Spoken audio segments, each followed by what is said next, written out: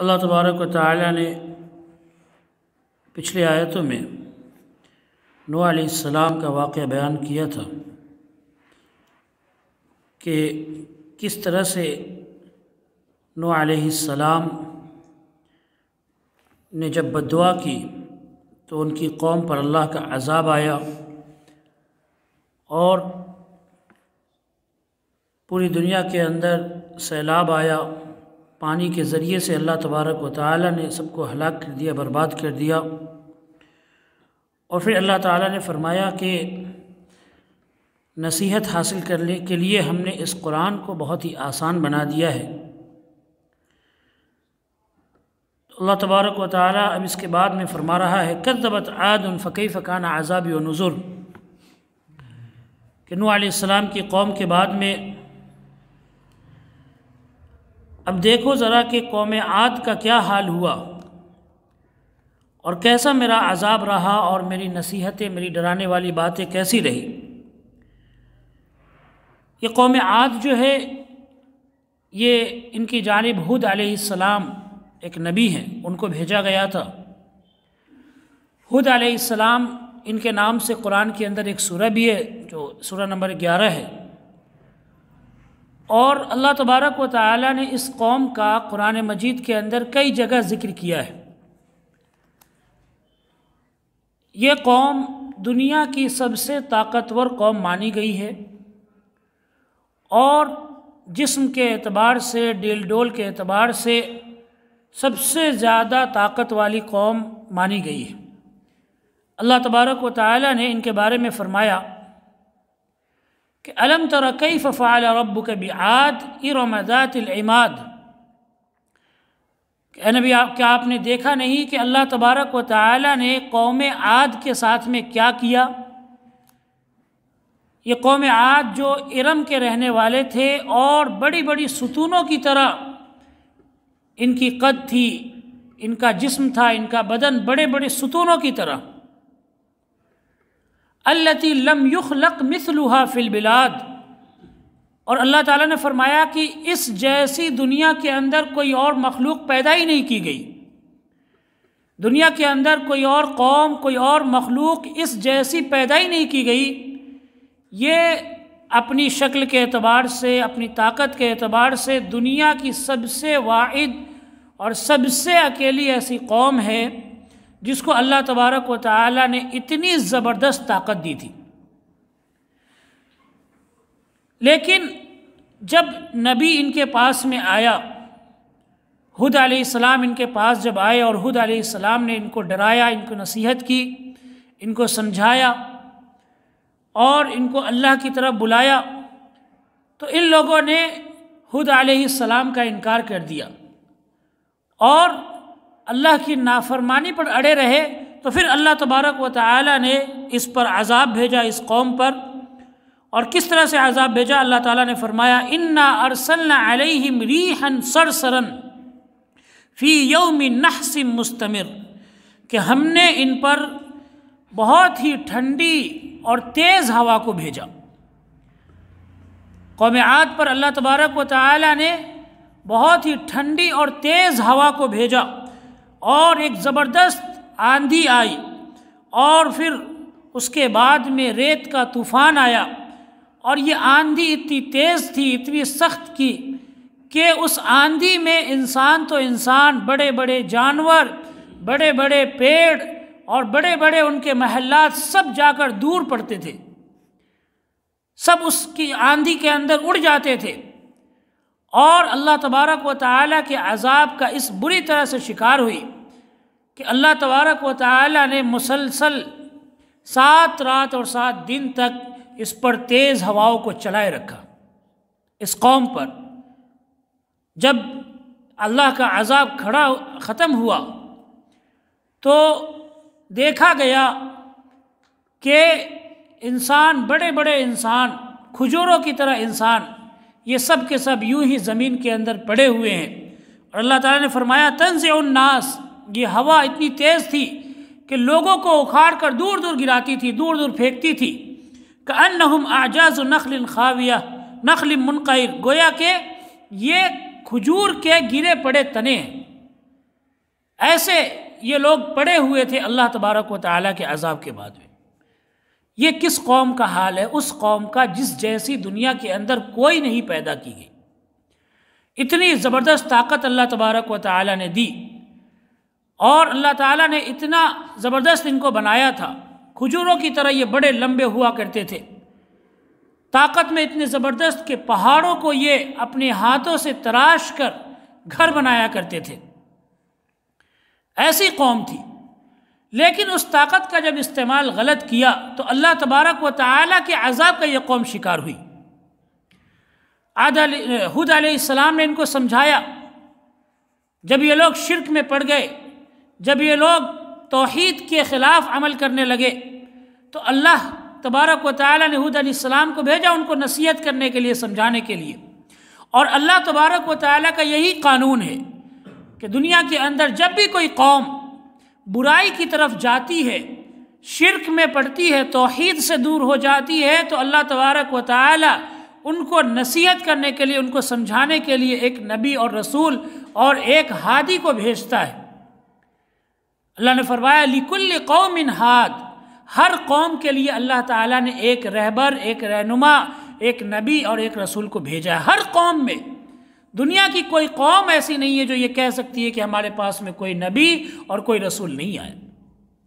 تو اللہ تبارک و تعالیٰ نے لوگوں کو نصیحت کرنے کے لیے، سمجھانے کے لیے کہ شاید کہ لوگ جو ہے اللہ کی طرف آ جائے، شاید کہ لوگ شرک سے بچ جائے، اس لیے اللہ تبارک و تعالیٰ نبی اور رسول کو بھیجتا ہے۔ لیکن جب یہ لوگ نبی اور رسول کا انکار کرتے ہیں تو پھر اللہ تبارک و تعالیٰ کا سخت عذاب آتا ہے۔ تو اللہ تعالیٰ نے اس قوم پر بھی عذاب بھیجا۔ پھر اس کے بعد میں اللہ تعالیٰ نے فرمایا کہ فَكَيْفَ كَانَ عَذَابِي وَنُذُرِ، کہ دیکھو کیسا ہوا میرا عذاب اور میری ڈرانے والی باتیں کیسی تھی۔ تمہیں یہ ساری چیزیں مذاق لگتی تھی۔ جب اس قوم پر اللہ کا عذاب آیا اور آسمان میں بالکل بادل چھا گیا تو لوگ سمجھ رہے تھے کہ ہمارے لیے بارش کا پانی آنے والا ہے، بارش آئے گی اور اس سے ہمیں فائدہ ملے گا۔ لیکن ہود علیہ السلام نے کہا تھا کہ یہ بارش نہیں ہے، بلکہ یہ اللہ کا عذاب ہے جو آہستہ آہستہ تمہارے اوپر چھا رہا ہے۔ یہ لوگ مذاق اڑا رہے تھے، لیکن وہ اللہ کا عذاب آیا اور پورے کے پورے لوگ تباہ و برباد ہو گئے، ان کے گھر بھی برباد ہو گئے۔ اور آج بھی ان کی جو جگہ ہے، عمان کے قریب ان کی جگہ پڑتی ہے، یہ ارم نام کی جگہ ہے، آج بھی وہاں پر ان کے اس جگہ کے نشان موجود ہے۔ عذاب کے جہاں پر اللہ کا عذاب آیا، وہ جگہ کے نشانات آج بھی موجود ہیں، وہ کھنڈرات آج بھی موجود ہیں، اور آج بھی وہ بستیاں آج بھی کھنڈر پڑی ہوئی ہیں۔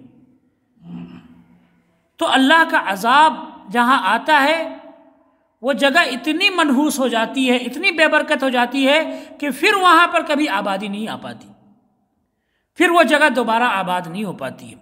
تو ایسی نشانیاں دنیا کے اندر موجود ہے۔ اللہ تعالیٰ نے اسی لیے کہا کہ میں نے نصیحت حاصل کرنے کے لیے یہ چیزیں تم سے بیان کی ہیں، تاکہ تم سبق لو، سیکھو کہ جس اللہ نے اس قوم کو تباہ و برباد کیا، اس اللہ کے بس میں یہ بھی ہے کہ آج ہماری شرک کی وجہ سے، ہماری بت پرستی کی وجہ سے، ہماری قبر پرستی کی وجہ سے ہمیں بھی اللہ تبارک و تعالیٰ عذاب کا شکار نہ بنا دے۔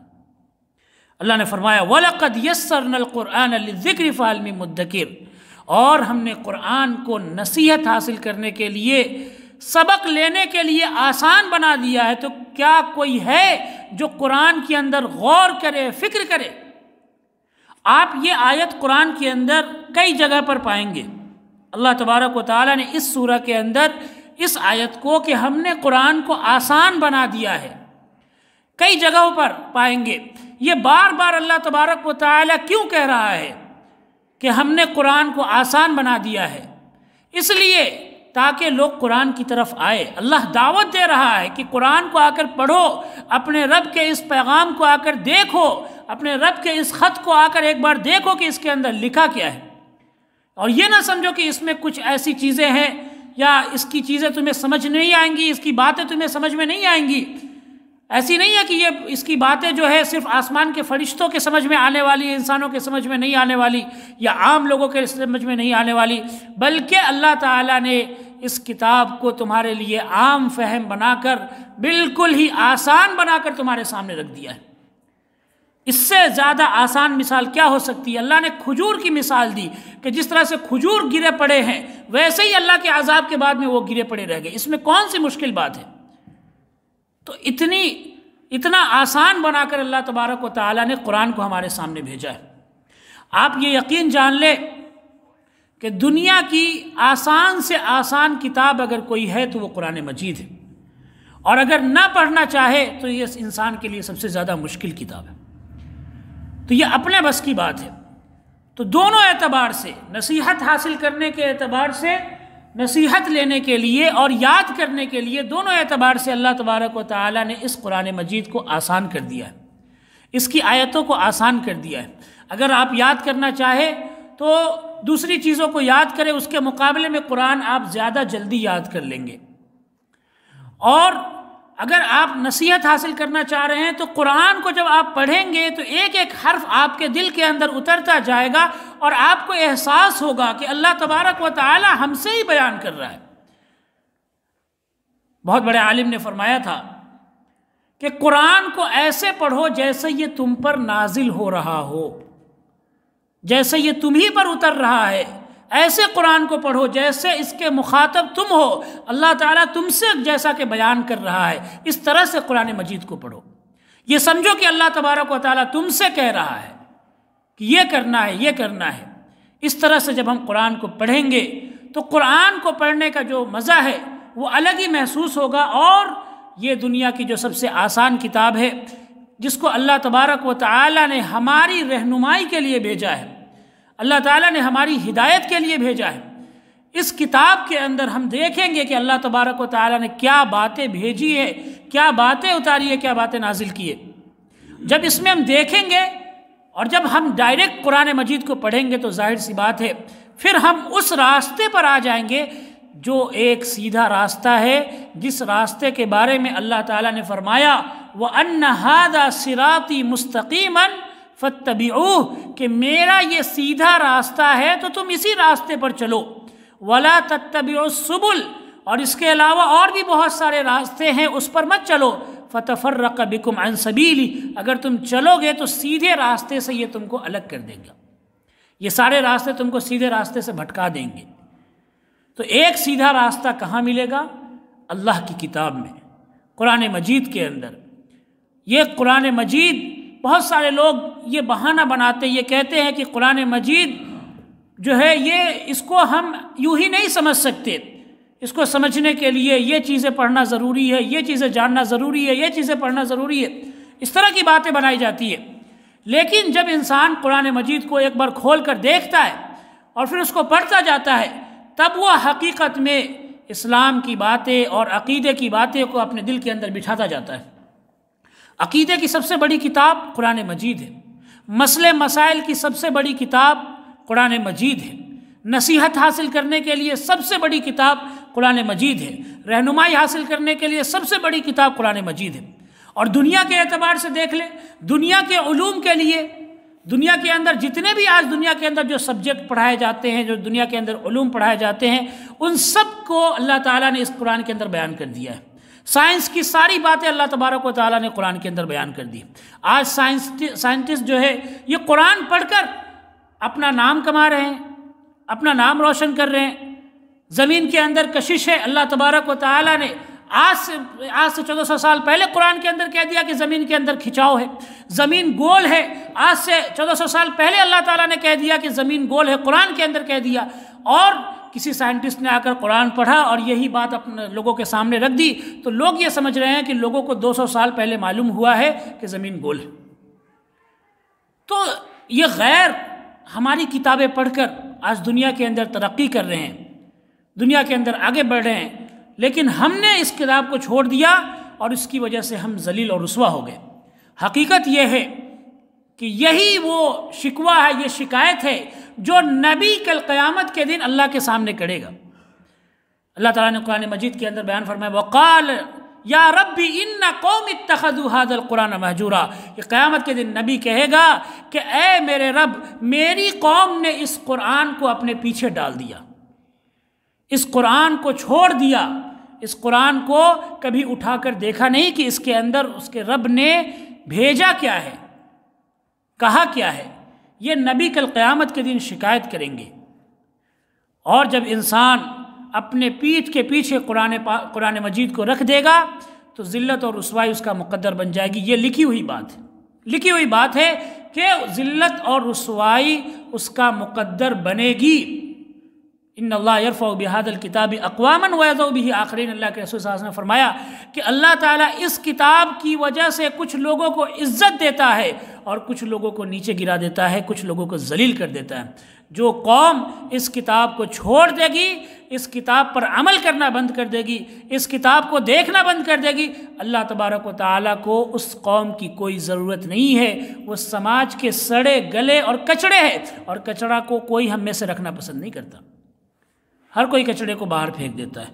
تو اللہ تبارک و تعالیٰ نے بار بار اس لفظ کو استعمال کیا کہ وَلَقَدْ يَسَّرْنَا الْقُرْآنَ لِلذِّكْرِ فَهَلْ مِن مُدَّكِرٍ، کہ ہم نے قرآن کو نصیحت حاصل کرنے کے لیے، ذکر کا دو مطلب ہے، ذکر کا دو، ایک تو نصیحت حاصل کرنا اور ایک یاد کرنا، دونوں کے لیے اللہ تبارک و تعالیٰ نے قرآن کو آسان کر دیا ہے۔ بہت سارے لوگ یہ سوچتے ہیں کہ ہماری عمر ہو گئی ہے، ہم کیسے قرآن مجید کو یاد کریں گے؟ دیکھیں ایسی مثالیں ہزاروں موجود ہے کہ انسان نے بڑھاپے میں قرآن مجید کو حفظ کیا، قرآن مجید مکمل یاد کیا، اور آج وہ تراویح پڑھا رہے ہیں۔ ایسی ہزاروں مثالیں ہیں، صرف عرب کی بات میں نہیں کہہ رہا ہوں، ہندوستان کے اندر ایسے لوگ ہیں جن کی زبان عربی نہیں ہے لیکن ان کو شوق تھا قرآن مجید یاد کرنے کا، ان کے اندر جذبہ تھا اللہ کی کتاب کو یاد کرنے کا، اور انہوں نے یاد کر لیا۔ کسی کو 1 سال لگا، 2 سال لگا، اور انہوں نے مکمل قرآن کو یاد کر لیا۔ تو یاد کرنے کے لیے بھی قرآن مجید کو اللہ تعالیٰ نے سب سے آسان بنا دیا ہے، اور نصیحت حاصل کرنے کے لیے بھی اللہ تعالیٰ نے قرآن مجید کو سب سے آسان بنا دیا ہے۔ شرط یہ ہے کہ ہمارے اندر شوق آئے، جذبہ آئے کہ ہم قرآن مجید کی طرف آئے، قرآن مجید کو کھول کر کبھی دیکھیں۔ اللہ تعالیٰ سے دعا ہے کہ اللہ ہم سب کو کہنے سے زیادہ عمل کرنے کی توفیق عطا فرمائے۔ وآخر دعوانا الحمدللہ رب العالمین۔